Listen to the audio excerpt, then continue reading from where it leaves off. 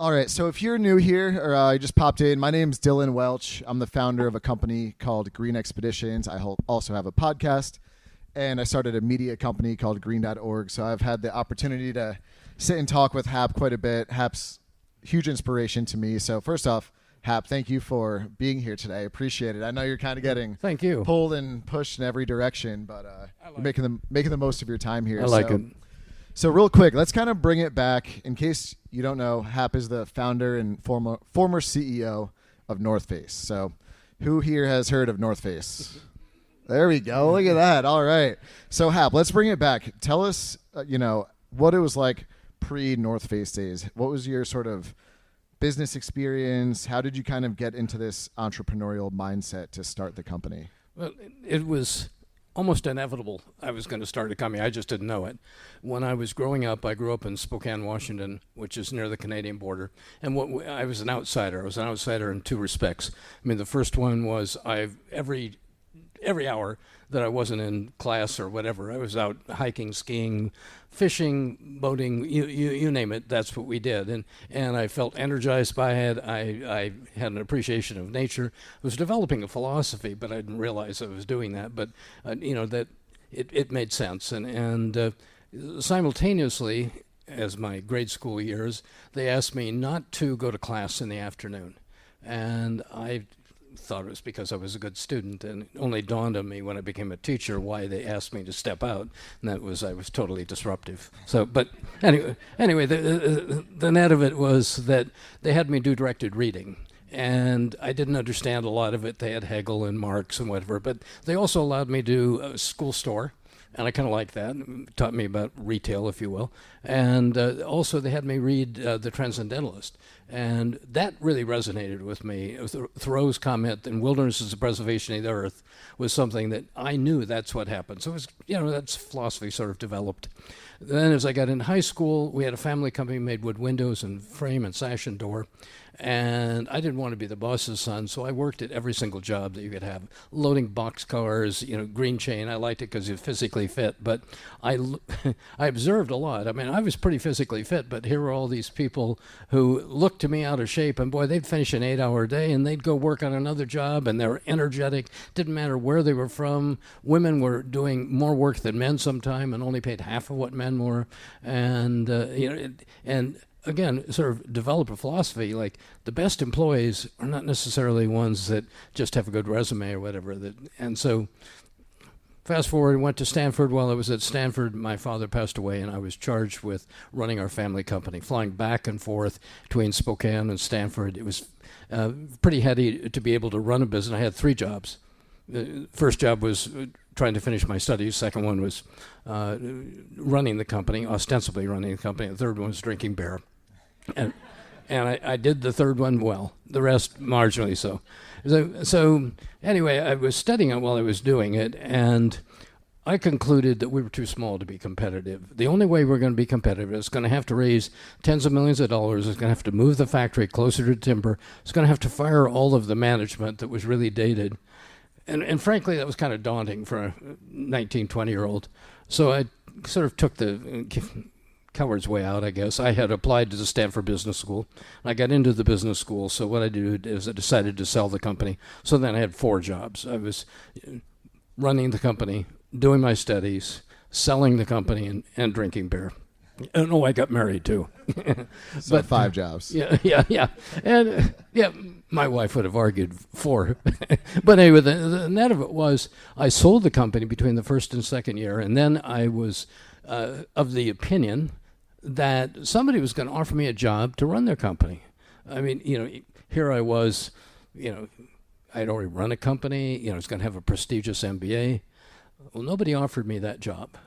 And I developed all these philosophies and things, and I wanted to implement them, but I decided maybe one thing you could do, which a lot of entrepreneurs try to do, is they work for a large company and they do a side hustle, 60% in on one, 40% on the other. I didn't feel very comfortable about that. I didn't feel very comfortable because I thought it was a little disingenuous to only give 60%. As a competitive person, I wondered if I would really go up the ladder very fast if I was only given 60 and Dylan was given 120 or whatever. And I also, I was looking around. None of these companies, they weren't paying women the same as men. They were discriminating in terms of sexual orientation. They were not environmentally focused. The thing that I really liked, they had a brand. That was about it. But they didn't have any of those things. So, but I didn't have any jobs, so I just said, I'll go do that. And so I interviewed with a number of CPG companies, that's consumer product companies, because I thought I had a flair for sales and marketing. I interviewed, it wasn't going very well, but the penultimate one is when I went to Procter & Gamble. And they have an 8-hour interview, and it's 8 hours, an hour each with 8 different people, and they decide if they like you, and if it's come by how you like them or whatever. Well, it's in Cincinnati, and the old joke about Cincinnati is that if I'm going to die, I want to die in Cincinnati because everything happens 2 years later there. Well, here I'd effectively, I'd been running this fast-paced life, flying back and forth, running a company, trying to get Silicon Valley. That was pretty heady, and business school and whatever. I get there, and the first thing they say in the interview is they say, "Is your name Kenneth or is it Hap? See both of these on your resume." We called them resumes then, not CVs. I said it could be either one, but most of my friends call me Hap. He says, well, when you work here, it's going to be Kenneth, because nicknames don't give you the gravitas to manage older people, and that's part of what you're going to have to do. And I said, well, okay. And then he said, and you need to be wearing a white shirt and a tie. Well, it pissed me off. I was wearing a white shirt and a tie, and if they didn't think I could figure out why was I there. So I know I'm in the wrong place. I don't know what I'm going to do, but I know I'm in the wrong place. And they ask this searching question that is always asked, so banal, but they look up at the corner of the room as if communing with God, and they say, if you're to join our organization, where do you envision you will be in 5 years? No, I'm out of there. I said, listen. If I were to join, and I like to underscore if I were to join Procter & Gamble, I would expect to be president in 5 years. And that means passing you in 5 minutes. The remarkable thing is they offered me a job. But I make light of it. But the reality, Dylan, going back to it, the reality is it was the best interview I could have. Most of the time when you interview with a company, they ask you what you want, because they have a hiring quota, and then you pour your heart out. They say, oh, yeah, boy, are you lucky. This is what's happening here. And then you take the job, and osmotically over time, it dawns on you that half of that wasn't true. He wasn't doing that. He was saying, this is what the environment is, and do you fit in? And as a result, he gave me the liberty to say, no, I don't fit in. And if you can't work for anybody else, what you have to do is start your own company. So I wanted to start my own company, predicated on something I knew, the outdoors, and we made sleeping bags and tents and packs and little funky clothing. But it was predicated in the outdoor, putting in my belief in environmentalism, my belief in triple bottom line, as you call it, in terms of equal employment, diversity, offering those opportunities, believed in protecting the environment with what we were doing, and I believed we could make a difference in the world. And so I started that company with that belief. I didn't know how large it was going to be. We had 14 people when we started, but it was about the outdoors. As I said, we made sleeping bags and tents and packs and a little bit of funky clothing. We took the pain problem that I was addressing was the fact that I knew if people went deep into the wilderness, they would be better stewards of the earth, and they would come back energized, and they would also not want to put things in landfill and whatever. The pain point was equipment was too heavy. And so I searched for materials that were different. And the materials were aircraft aluminum, made lightweight tent poles, pack frames, and parachute cloth. We made sleeping bags and tents and some funky clothing. Lightened the load by 50%, and people could go deep into the wilderness. And then across everything, we were disruptive. We were omni-channel from day one. We paid women the same as men. We hired anybody and everybody that was good. We spoke 14 languages at all times. But at the whole time, it was allowing me, frankly, to do what I want, which was go to the outdoors, to train people, to build a brand, which I love to do, and also to attempt to change the world. Let's give it up for Hap. That's amazing, right? That's super cool. So what was that process? You said you started with a couple stores. What was it like seeing it slowly grow, and how long did it take to get to that sort of national and international scale where you were like, whoa, this is actually really happening? Well, those of you who are entrepreneurs know that as an entrepreneur, you live on the razor's edge between changing the world and failure. And it may be hour to hour. You just think, tomorrow, we're going to be there. So we never quite knew what we were doing. I think effectively, and I'd mentioned it earlier when I was speaking today, but the point at which I knew we'd actually made it, because there's always a question. I mean, I love seeing it when I traveled internationally and I couldn't figure out where they bought the product when we were only selling in the United States, and I'd rush up and ask them where they got it and whatever, and to see what we could do. But I didn't know if we had really accomplished two of our goals, which was really changing the world environmentally and getting our message across. We put a lifetime warranty on our product. We thought was pretty good, but were people understanding that, whatever. But with our lifetime warranty, we sent warranty cards out, and we did some sampling of, what is it you want? What do you know about the company? And what should we make to make you happy? I mean, that's a pretty simple way to organize what you're going to do. And I got one answer back that made me know we made it. And they said, I don't know exactly what you make, but I know you do good things, and I know you make good shit. And, that was liberating, because what it meant was we couldn't abuse that relationship with the customer, but they trusted us. And if your brand is trusted, that's what leads to an iconic brand. I mean, I was always trying to build that brand, because brand is an annuity for the future, but you have to have the trust and the belief of the people dealing with you. And if it's just transactional, you don't have any annuity for the future. That's amazing. Do you have any specific memories of you maybe out in nature or just coming across someone in another country and you see the North Face and, it kind of clicks and you're like, wow, we really made it happen? Well, yeah, I was one of the first people to run the Zambezi River. And we went down there, and we called them a scam, because what we did is every year we'd shoot a catalog, take people from the company, and we'd go some exotic place to do it. And it was good because it was bonding people from manufacturing and marketing and whatever. We'd get together, and sometimes I'd join, sometimes I wouldn't. But anyway, I was in Zambezi, and we were going to run the river as something, and we were in the top first 10 that went out there to do it. And I end up, there I am in Zimbabwe. I'm at Victoria Falls, and here's somebody with a North Face pack, and I mean, how did you get here? I'm out here to discover. You're already here ahead of me. Wow. Imagine that you're just out in Zimbabwe Falls and you just see someone wearing your product. That must have been a pretty cool experience. Mm-hmm. So it's kind of a two-part question. So one, do you have any tips or advice for current startup entrepreneurs or small business owners? And then two, do you have any tips or advice for, CEOs of medium to larger scale companies? Let's start with the first one. Any tips for wannabe or upcoming or entrepreneur business owners? Yeah, the first one is started. Begin it, do it. Voltaire said it, perfect is the enemy of good. Don't sit around and try to perfect your plan. I've seen a lot of business plans in my day. Never has the business ever played out the way the original business plan was there. I mean, we teach it at business schools. Here's a pitch deck, and you do all of that. But the reality is it's going to change. And the one thing you shouldn't worry about is failure. Everybody's going to have some failure. In fact, in Silicon Valley, it's the secret sauce. That's what makes people successful, because failure is valued. Steve Jobs, Mark Andreessen, Jack Dorsey, all those people got kicked out of their first job in Silicon Valley. But the fact is, if you learn from it, it's valuable. I talked to the Sequoia people at Sequoia Capital, and I asked them, what do you think about failure and things? And they said, well, we love them. I mean, we probably wouldn't invest in a company unless they had some people in the management who'd actually failed, because there's an accelerating pace of society, which means that we no longer have time for perfect information. So you have to make that decision. You have to not be afraid of failure. You have to make gut decisions based on intuitively, I've been there, done that, and we know, although I don't know exactly, we know where we're going to be.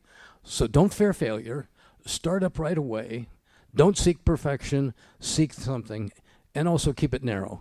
Jeff Bezos had the great quote, and I'll end on that before we get to question two, but he said, what I do is I always start something on the 2 pizza rule, and that is I make it so small that the team that's starting it could be fed with 2 pizzas.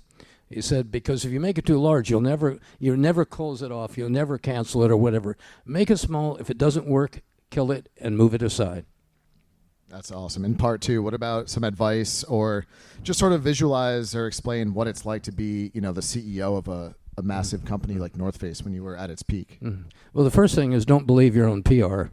Those people are writing it to blow a little smoke your way. But the reality is be honest. Be honest. Listen to the customers. See what you're doing. Don't just think that you dominate or whatever. I'm personally a believer in what I call the pizza theory, and that is there's two things you can do with pizza. One, and this is in business if you look at it, one is you're a pie slicer, and you believe that the pie is finite in size, Malthusian, if you will. And if I get a slice, I'm taking that slice from Dylan, or conversely, he's taking it from me. Alternatively, there's a pie enlarger, and that is if we're creative enough, how can we start something new that'll make the pie big enough that all of us get something? And so I always had that philosophy. I did it. I actually had my daughter did calligraphy, we put on the wall of our design department, and I can convey it to every company I advise right now. And it was a quote from the Mary Gloucester, which was Rudyard Kipling. And in that his quote was, "They copied all they could copy, but they couldn't copy our minds. So we left them sweating and stealing, a year and a half behind." All right, I've got one more question. I'm going to open it up to questions from the audience. What would you say, looking back and everything, is your most proud accomplishment in your career? 11 of the people who started with me ended up thriving on their own. I never hired anyone for their business skills at the outset. I hired them for passion for the outdoors, and a passion to change the world. I believed I could teach them business based on the background I had, running a company, getting an MBA, and every 2 years we had long-range planning, and I would bring in professors, I'd bring people from our board in. One person had been the founder of Lanvin Charles of the Ritz Cosmetics, Yves Saint Laurent, Viollet Sassoon, could talk a lot about branding.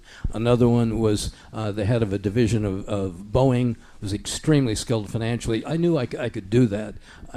So the idea was bring those people in, give them an education, teach them how to run a business while we're developing it with all these philosophies.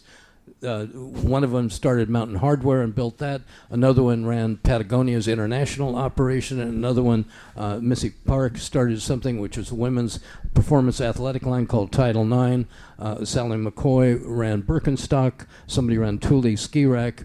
11 of those people thrived as a result of what we learned together, what we developed together, the philosophies we did, and the style of being able to do that. That's what I was most proud of. Amazing. Give it up one more time for Hap, guys. All right, so I'm going to open up. Does anybody have any questions for Hap in the audience? There we go. We got one over here. Yeah. Hey, Hap. So you talked about the importance of failure, but I was wondering if you could give us sort of like a personal anecdote about that and what you took from it. A personal insight in failure? Yeah. Well, as I said, it was a series of failures as we went through and did that. I think the biggest failure I had was my business strategy. And it's a little long, but I think it's valuable, so I will share it. And that is that when you're growing, if you're in the apparel or footwear business, sporting goods business, you can only grow 20% a year on internally generated funds because of the inventory and the receivables you have to generate, the long supply line that you have to deal with. Well, we were growing 100% a year, 150% a year. As a result of that, what we ended up doing is we were financing. In 1 year, I would go out for debt financing, and then the next year I'd be going out for equity financing. And it ended up that I was, in terms of financing, spending 6 months a year on financing, because any sophisticated financing takes that long. So I wanted to be in the outdoors. I wanted to work on branding. I wanted to educate my people. I wanted to grow this. I wanted to do things like go down the Zambezi River. And there I was ending up forcing myself into being a poorly paid investment banker. And so finally, I got fed up with it, and And after raising $10 million and going ahead, the guy who from Boeing was my board said, "You always said when it wasn't fun any longer, you'd get out." And I did. I sold the company because I had worked myself out of a job. I wasn't doing what I really wanted to do when I started the company, so it was time to hand it over to somebody else. But in essence, it was a failure.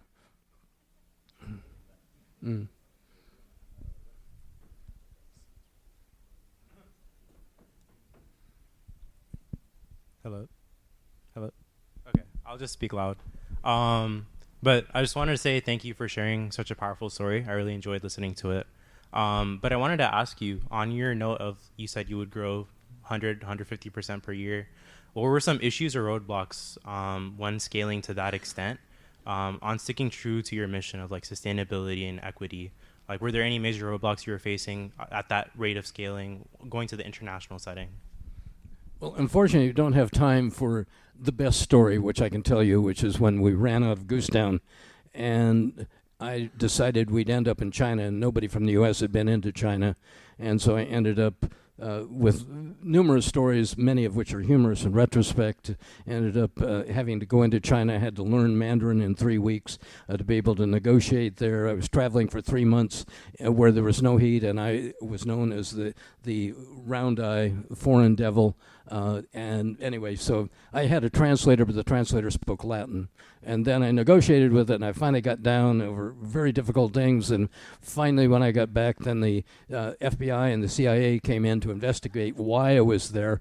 And presently, to this day, I have a record that's so deep that the Secret Service can't get it. So, yeah. So there were hurdles along the way, but those aside, I mean, the big problem was financing and growing. The big problem was keeping the team on board, because when you grow at that rate, you're also hiring a bunch of people, and they are interpreting you when they come in. So you have to spend a lot of time level setting everybody on what you're doing and how you're doing business, because there are many ways to do business, but you have to say what those. Thank you for answering that. Good question. Anybody else? Oh, here we go, straight in. Yeah.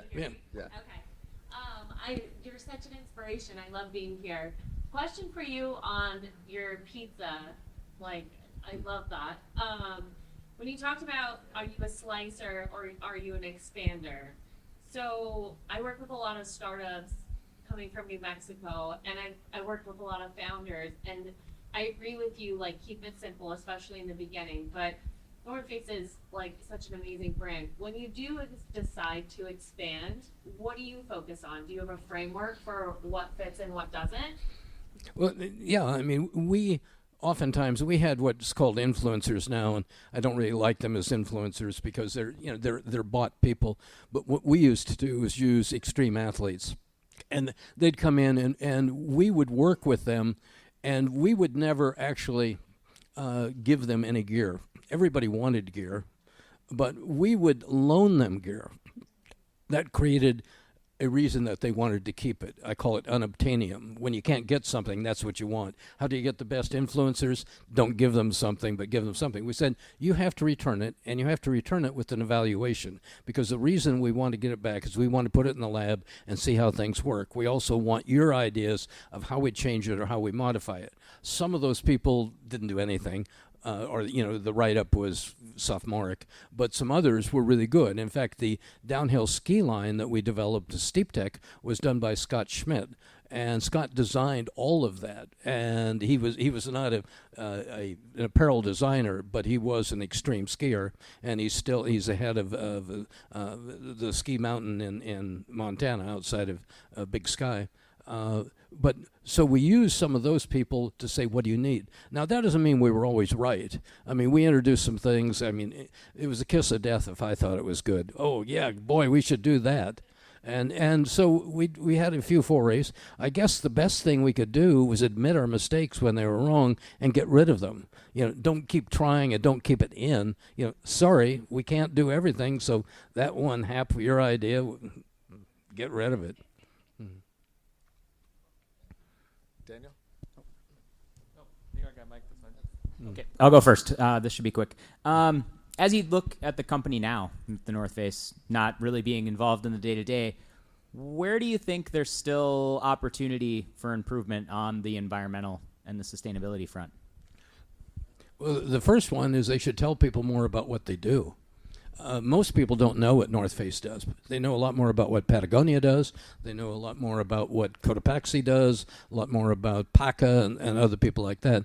They've got some redevelopment, reuse programs where things brought in are repurposed. They actually remake them with materials that they have in-house, and they're doing an awful lot of those programs that are not telling people about it. And I've told them, I go back periodically, and they have me pontificate or whatever about, but I told them I think they should, one, talk more about what they're doing. The second thing is, and this is hard for them, I think they should take stronger positions regarding things than they do. Some of it is because VF, the parent company, owns other companies. They own Vans, they own Timberland, and so North Face is $4 billion, but they're $10 billion. They worry about decisions that they make in that one division of what it's going to do for other divisions, where it seems to me that they should just tout what they're doing, develop marketing programs, be a little bit more bold in what they're doing. They don't have to do it in a negative way, but they have to do a positive thing of what they're doing. They take 1%, and you probably don't know this because it's not advertised, but they take 1% of their earnings every year, and they put them into foundation work for various things in cities, whatever. And it's all just kind of hidden there because, I think, one, because they're doing too many things, and they haven't prioritized doing it. The second one is their fear that they don't want to alienate too many people because they're so large. I think you go down the track to being Muzak at a certain point.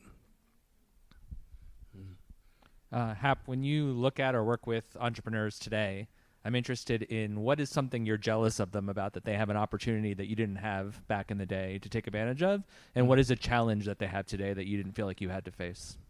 Well, you can do things a lot faster today. I always had a sense of urgency. It may not come across, but I always have a sense of urgency. I really wanted to get things done.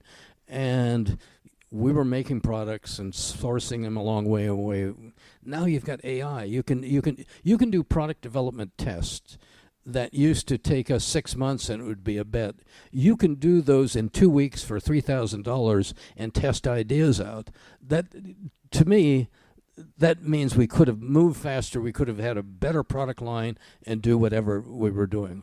I think the second thing is, when I started, there was no internet. None of that was out there. So it was truly word of mouth when we were talking about, I'm going to save the world, or we are going to save the world. And we're going to do it because, we have an expedition that's going to the top of Mount Everest, and we're paying more money to bring trash back than take it up because you need to do that. But when you're doing it word of mouth, and I'm telling Dylan, and Dylan's telling you, it doesn't get out there as impactfully. Maybe it's important when he says it, but it doesn't get out there. Tools today allow you to do that and do more. When I talk about saving the world, which was one of our and is one of North Face objective, part of that is influencing other people to listen to what you're doing. Maybe not do it in your way, but listen to it. The voice is much louder now for activities if they could do it. The frustration today, of course, is every strength is its weakness when taken to a limit. When you grow that fast, you may not have a solid base underneath you. And lots of them, they want to develop 20 products at once, which you could do, doing that testing. Start with one, start with two. If it's not successful, throw it away, modify it.